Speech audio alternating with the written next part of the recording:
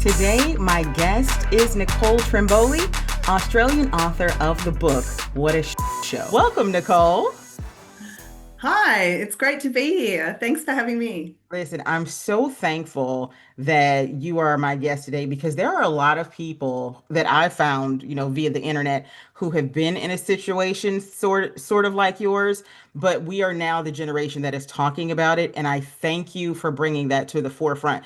Tell me, first of all, tell me your story. How did you get here, and how did you decide to write a book about your amazing life with a crazy title? How did you get there? Thank you. Well, I guess I got here by accident, really, and through illness. But Right. it took two bouts of cancer and a very busy lifestyle, putting everyone before myself and never Mm, putting myself first. And having the second bout of cancer was the wake-up call for me. I'm a slow learner. It took me 50 mm. years. Okay. Listen, sometimes you learn the first time around, sometimes you got to repeat the class. But I'm thankful that once you repeated the class, you learned the lesson.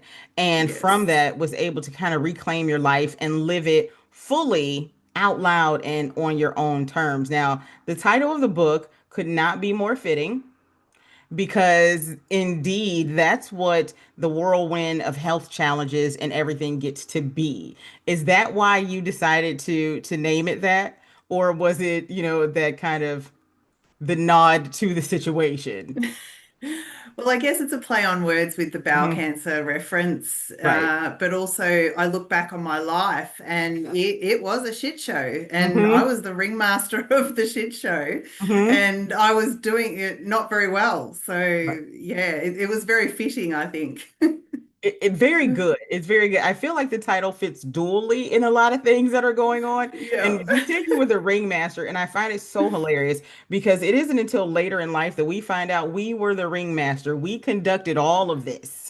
Like if your orchestra sounds crazy, you were the conductor and you made it sound that way.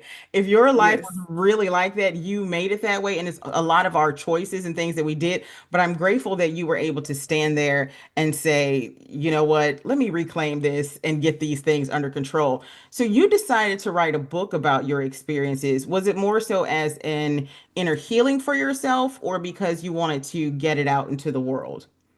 I think it had a double meaning for me. I am very passionate, and I'm also doing a lot of work in the Mhm. ostomy space here in Mhm. Australia now, and as a result of what I've been through. But my passion is to help other people. And if someone picks up this book and they read it and it actually stops them from ending up where I ended up, that's Yeah. all I ask. And that's who the book is for. It's for anyone who feels like their life is completely out of control and Mhm. they're sort of standing back watching it happen and they're not really living. I had this life going on that was everything was happening around me, and it was almost like I was standing on the outside looking in, Watching. saying, "This is not really what I want." Mm-hmm. Like, how can I fix And that? Yeah. yeah, yeah. So I guess it has just been so profound that I've been actually able to write this book 4 years down the track after recovery. And Mhm. so many things in my life have changed. And if someone can just read even one of those things and change one thing, it's small steps that lead to bigger and better things. And I have completely tipped my life on its head. And I love the life I live now. Absolutely love my life. Sometimes you got to go through a dark valley to get to the good place, and it looks like you're Yes. at the really good place. So, for those who may not know, because the book isn't out yet, but when it is, we're all going to be reading it. What led up to you getting that bowel cancer? What led up to that? Okay, so I actually had two different cancers. Hmm. So early on, I had Hodgkin's lymphoma, and at the time, I had a 2-year-old and a 6-month-old baby. So I survived that and 3 months of horrific chemo in the Oh. process, and only due to the people around me that supported me and got my Hmm. help get me through. Wow. And so the bowel cancer, quite frighteningly, there was not many symptoms at all.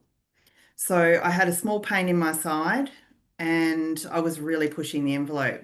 Corporate job, I was working 6 days a week. I was running a business on the side. I had two teenagers. I was a single mum. Mm, And I just pushed, and yeah, got this pain in my side. Went to the doctors. They didn't really think much of it either, which is mhm, frightening. And I was under the testing age of the bowel cancer kits. I'm not sure if you have those in America, but we get sent mhm, when you turn 50, you get sent the bowel cancer kit. Well, they've actually lowered the age now to 45, but I mhm, was diagnosed back in the time when it was 50. So I was 47 at the time. mhm, And yeah, so I went to the doctors, had a colonoscopy, and they laid it on me. Got bowel mhm. cancer. Not only did I have bowel cancer, An I aggressive had one. it everywhere. Yeah. I think a lot of people shy away from wanting to get those tested anyway, because I think here in America it's probably 45. And I was oblivious and didn't have my first colonoscopy. I think I was 46. And they were like, "So, you're late for your colonoscopy." And I was like, "What?" They was like, "Yeah." And I was like, "I thought it was 50." And it was like, "No, it's 45." So I was like, "Oh, let's get that done." But a lot of people just shy away from it thinking I don't want it. They're going to be probing me like, we think the aliens are going to do. And it's really one of the simplest things ever. And it Yes, can save your life if you have it done. And I absolutely. think that I almost feel like the age needs to be lowered from 45. I almost feel because there are people who are in their later in mid 30s who are now having these kinds of issues, especially, considering the food and everything that we take in. Yeah. So once that happened to you and you were able to get on the other side of it, what did you use as your strength to really come back from it? Well, initially I didn't. I slotted back into the lifestyle that I had prior, but it was not until I started um, using a lot of holistic practice and meditation, things like that, that I started to realize that, hey, Nicole, you need to change what you're doing here. Hmm. Otherwise, nothing's going to change. Yeah. And the only person that could do that was me.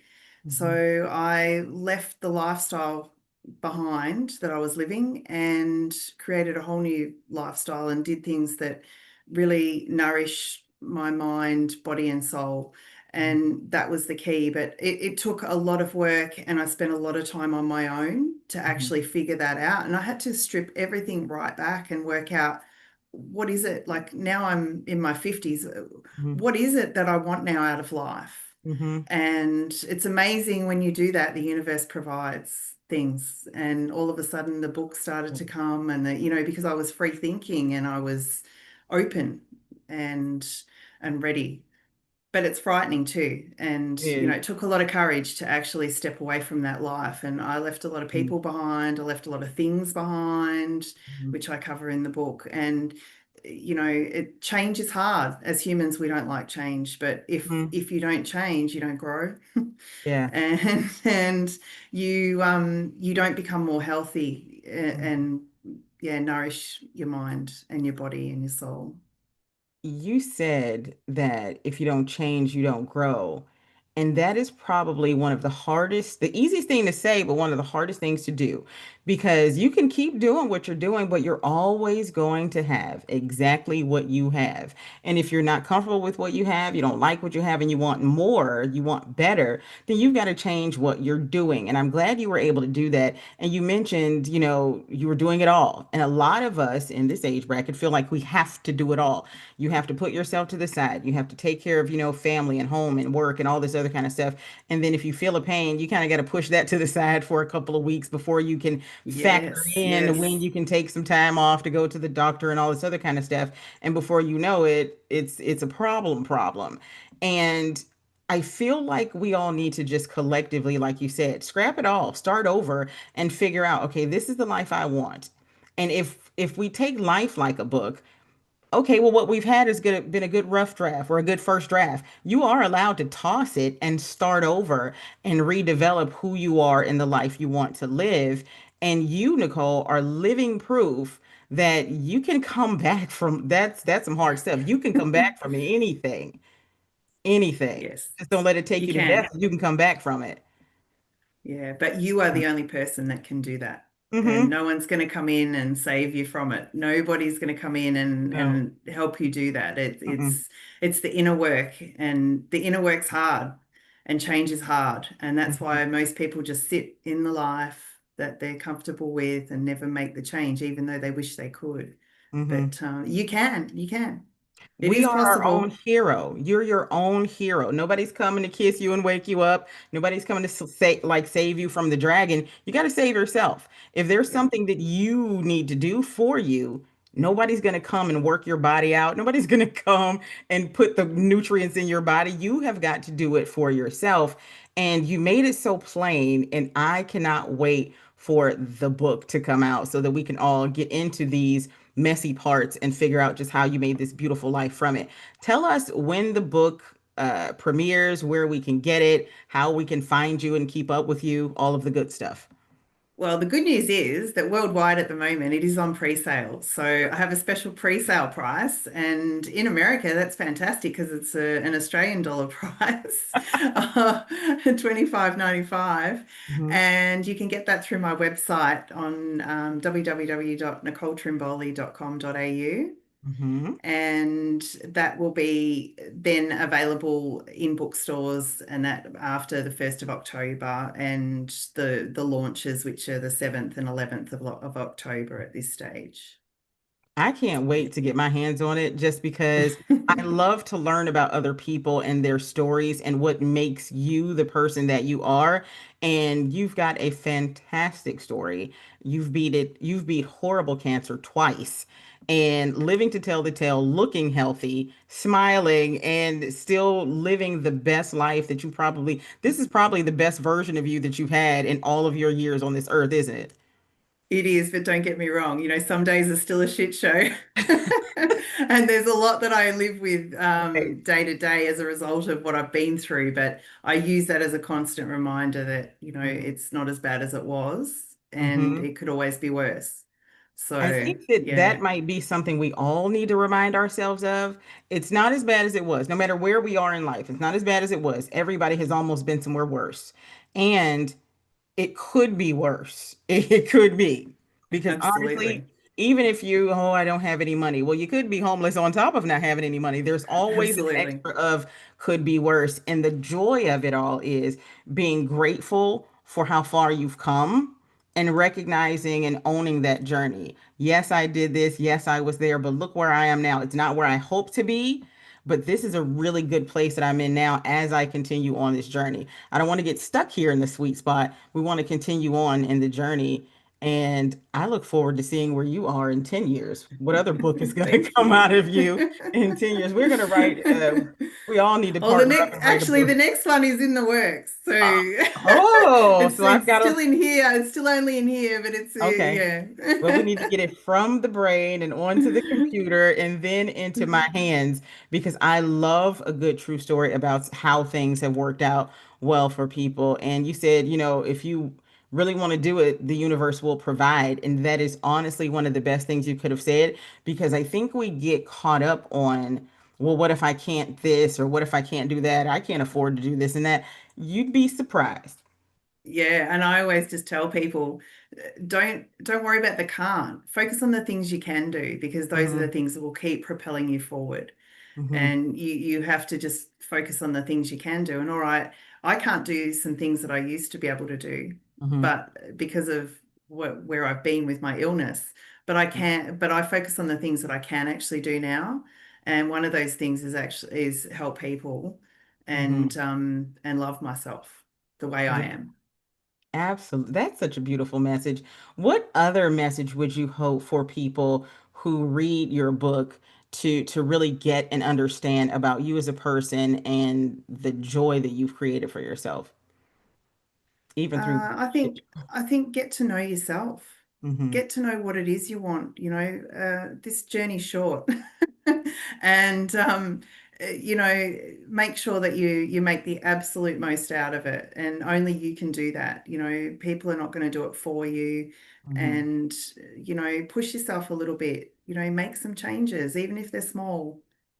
Mm. That's all I hope for, is that someone sees it and is a little bit inspired to do some work on themselves and make a few changes to their life. So, Nicole, we need to talk briefly because I know that you've mentioned you had a village of people around you to help you when you were going through. What do you feel like people should know about the village of people that help the person who is sick or recovering? The village is so important. The thing that I think a lot of people don't realize is the impact on the village. Everyone's so focused on the person that is actually unwell at the time Mhm. and not the impact on the people around the people.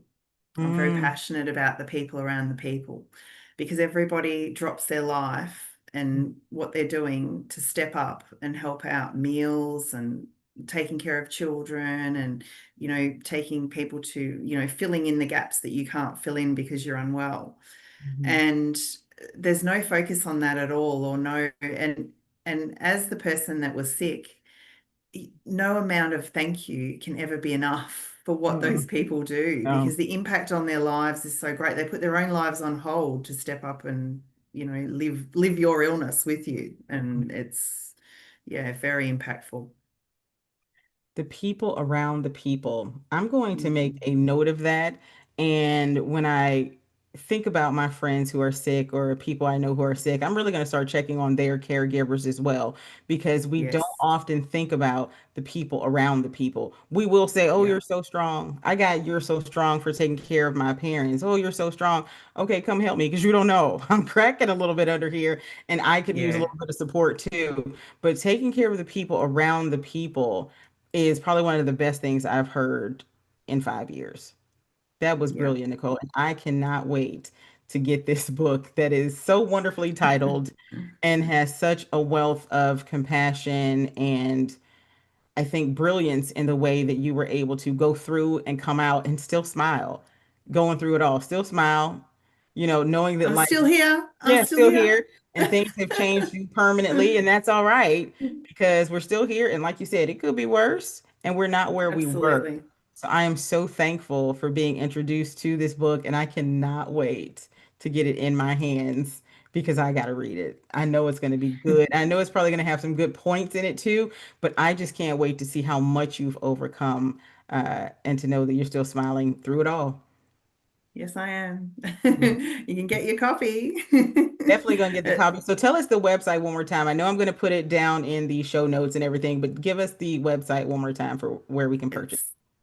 It's okay. It's www.nicole, Mhm. NICOLETRIMBOLI.com.au. Okay, don't forget, y'all, it's .com.au because she is literally Yes. on the other I'm side in of the world. Australia. Yeah, other side of the world, bringing us great stories. Nicole, I thank you so much for being my guest today. I can't wait for us all to get this book. Pre-order yours now, everybody. Thank you, Thank Nicole. you.